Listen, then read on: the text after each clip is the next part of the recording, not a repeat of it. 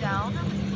Princess Force of recall though, so they're not gonna have, unless of course Edok uses his portal. Could be the angle here. Yep. Could be concealed already from Edok. Lord targeting the bottom lane. Still Onyx doing a good job at dealing with that Lord. Rin's walking back. They will not commit the shortcut. All base turrets remain intact for Onyx. So it's damage control, right? I think this is the best case scenario for Onyx from the disaster that happened earlier in the hands of Toy. Not losing any inhibitor turrets. Still, though, RQ are holding onto the gold lead at this point. Oh, wait a second. That's only Psychic Claws. That's with the Athena shield, by the way. Wow. Percentage max HP damage. That's the name of the game right there. Dairon! Oh, Dairon's got to be careful. He has the AOG. Gets shot one more time. Oh, man. Oh, Toy. Ow. Assassin Toy. Assassin Toy. What is going on here? He's playing. Oh, man. You'll be farming to get some more items. He just stands there. He already has full, to be fair. So maybe that he doesn't need items anymore. I think he still needs to be careful though, right? Yeah, for sure. Now Onyx know, okay, Toy likes to be alone. Could be an angle that can try and abuse. But so far, only the gold leaders are at max HP. And you can see the Keyboy is gearing more for the longer duration fight with the blade armor, with the Cuirass Dominance Eyes. For Dairon, it's all about just surviving the initial burst with the Cuirass and then the Athena. If you can kind of survive long enough to get an AOG off, that's the best you can hope for against a composition like this. Oof, Rince. Gotta be careful, man. He's been aggressive again and again, but Onyx have so many ways to punish over-aggression here. With the Sanguine Claws, with the Glorious Pathway as well. A great benefit to RRQ though from the previous fight is also the fact that CW lost some of those stacks because he got taken out. So that's another factor that Onyx has to kind of contend with. 6 seconds left for the next Lord to spawn into the game right now. Seems like RQ have a bit more control. Wait a second, what's going on at the bottom? Where they're pushing the waves. It was a setup, I think, for Edok and Hazel to potentially go for a pickoff or go for a split push play. Whoa, hang on. Shortcut, Kyrie. And the top spin on page 5. They're all going to try to take the shortcut. Same with Rince. Flickers out the same to Edok, though. And Dairon cut off by Keyboy with the Glorious Pathway. Dairon, can you escape? He has the AOG. Can he get the range? Keyboy stuns him once. Dairon watching over the AOG. Does pop at a time. Rez right there. To cut him off one more time. Sanguine Claws by Kaisel. We'll get the Lord. Dairon not enough time. It's a bait. It was all a bait. It was all a setup by RRQ. Onyx completely tunnel visioning on Dairon there, and RRQ gets the Lord uncontested. 17 minutes into the game. That was scary though. Kyrie getting out of the shortcut play, so great awareness there. But afterwards, it seemed like RRQ were gonna get cut off, but they just stayed calm and immediately looked for options, alternatives.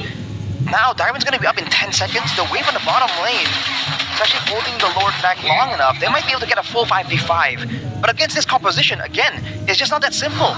Even when they have the 4k, almost 5k gold advantage, even when they have the Lord, this is a tough situation to crack. Look at this. Rince is still in the Glorious Pathway. Oh, they will push the bottom lane, so it's going to Margin alone. Interesting. Not going for a simultaneous push, but they get the first base turret. Wishing Lantern for Rince, by the way, on the Valentina. Wow. Oh man! Damage. Glorious Pathway from Rince. Trying to zone them away. 2 base turrets now taken down, up top and down below for RRQ, and they are happy with that. Still can't push further than that, right? Inhibitor turret in the top side, inhibitor turret in the bottom side, but that is something that RQ can utilize to their advantage in their next upcoming Lord Dance. That wave is going to be naturally pushing in favor of RRQ, but Toy is still there. I'm trying to just stick around, knowing that he has so much range, so much mobility as well with the sprint. Again, there's ways to punish it still. Now Dairon's the one on lookout duty, sitting out there. He just finished a Twilight Armor, by the way, so just really gearing up to survive the initial burst and then go from there. I feel like the idea now, when it comes down to the team fights, is whether or not RRQ can get their hands on the backline. If Toy gets to skip everyone and get to the backline, I feel like it's still a very winnable fight. But if it's a front to back, especially if the frontliners actually get chunked down by Sans, by CW, I don't see a way that RRQ can actually win this properly. So what do you think? Do you think Edok needs to look for a flank? Is it depending on that? Does Toy need to create another play similar to what we saw earlier on, or maybe Dyron has to look for that opening? Like the main playmaker has to be Edok, deciding the macro movements for sure. If Darren can get an ideal, I use that word, it's a really vague word, but if you can get an ideal AOG that hits multiple people, that pushes CW or Sans towards the rest of the team, I feel like that will be the solution. Is it? Like it's spotted though. Zooms out of there. Okay, nice call. Opening up the map there. They're gonna be able to spot out. I thought Edok might have found an opening, an angle towards CW. He still might have that actually. Look at Rins now and where he's positioned. I stick around and find ways to maybe punish Kyrie or CW when they overextend. And you can always join the fight with a shortcut. That's the big advantage. But oof, man, Dyron has a tough job right now. No really easily built-in sustain and doing taking a lot of damage. But look at Rins. Oof, gets spotted out. Yeah. Takes a shot with Blood Wings. Rez down below. Hey, Edok. Shortcut. Oh, full man dive. Kyrie will be forced to take that. Sans trying to cut away. Hayes are going to be caught as well. Has the immortality. Sans now. Caught the back on Rins. Walking forward. Dashing. Win the crowd already. Immortality bot for Sans now to try to cycle into items. CW nowhere to be seen as Reds goes with vengeance and is still able to cut away. Gets another. CW with the snipe. Dyron and Rins chasing him down. Who got the Lord earlier? Another shutdown from CW. It becomes 3 for 3. It's RQ, right? I think so. Yeah. I think Hayes was shoot the Lord in the midst of all There that. you go. Evolve. It's an evolved Lord. 950 stacks. Wow. Oh man, but no marksman inside here. Whereas for Onyx, they have the quote-unquote strongest late game presence, that gold laner. Kyrie is also up in 10 seconds, by the way. RRQ, what's the plan? What's the play here? They're kind of forced with some urgency, but they might not be able to do anything with this Lord. No, I don't think they can. Well played. We're still in this game. Onyx somehow are still in the game. First game already at 21 minutes. Is this our longest game so far? I think it has to be. And things really could have been different, but at the last second, CW landed a Death Sonata onto Toy and it executed him. If Toy was alive there, that would have been a whole different story. With the mid lane, with the gold lane, and the EX lane available, they could have made a play to really go for the quick end.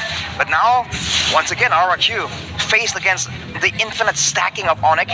And now the gold difference also has equalized, but RRQ has all the base turrets, and they have that macro playmaking tool, so whose game is it? Can't really tell. That's why the tension in the arena is building up right now. The audience is going dead silent. I mean, it's all going to fall into the hands of Edok, right? If he's able to make another play like before, then there is a chance. But I agree with you. The clock is definitely ticking for RRQ. Sans alone has 372 stacks. As a Sicilian, he's full item, almost full item. With a Holy Crystal to boot, he has a Divine Glaive as well, right? Yeah, he does. Yep. Divine Glaive as well. He only needs to complete the Cup of Destiny if he wants to, or go for a different item. Yeah. For RRQ right now, the fact that the chip can't really engage as reliably after the nerfs is really hurting them. The only reason why they got Kyrie there is because they were jumping on CW and Kyrie was kind of left out in the middle. Winter Crown for Rins, potentially for a deciding play, but if you're looking at the damage numbers towards the minions, towards the jungle creeps, Onyx is doing a lot of damage, and they're going for a conceal play. Yeah, he just sold his boots for conceal, by the way. We get a reaction from the crowd here. Wow. Yeah, he just swapped the Roam boots for conceal for that one play. Interesting, it didn't pay off. There wasn't, Edok, as well as the rest of the team, wasn't really there for them to actually punish. Now it's back to the Lord Dance. Gonna push for RRQ, but Onyx, they can force engages really well with the Glorious Pathway, with all that. So, as I say that, Glorious Pathway, catching Rins and Edok. The conceal out though, just in time. Lord started, but will not be committed onto again the wave up top building for RRQ. It's 2 flickers. And the Light Trencher completed for Sans finally. Even more burst damage, especially for the squishy targets. So RRQ has to keep an eye on him. He's gonna go back to the base to try and clear though. Onyx has a win. Onyx is kind of a man short. RRQ has a window here. Rinse, catch the bushes! Wins her crown, that might be a big CW. Able to kind of wait for now. Rez kind of them. Oh no, you know, and Riz, they're walking on different sides. Look at Lord. Oh, Kyrie looking for it. Hazel still wins it out. Rez versus Riz. Oh, Riz no. steal the curtain call. Now in the back as well. Toy in the mid lane. So trying to go for the end of the game. CW kiting away. Kyrie walking back. Recalls from everybody. Toy, can he do it? Kyrie walks up. Toy cannot deal with the mini waves that just spawn in the 40th second. But Rez is in the bottom lane of 1v1. Hazel versus Rez. Rez gets away. Hazel one last jump misses. But he gets the first kill to slay Rez. But that's still a Lord in the hands of RRQ, despite not being able to get that final push into the mid lane. That's still a Lord marching down, and only 3 members from the side of Onyx left. Will they be able to defend this? Oh man, 2v3 with the Lord, 3v3. That's some damage. Goes go meteor. Toy going into the heavy crossbow. Immortality bond as well. Kyrie still able to stay alive. Look at the damage. Crabs. Suns goes in.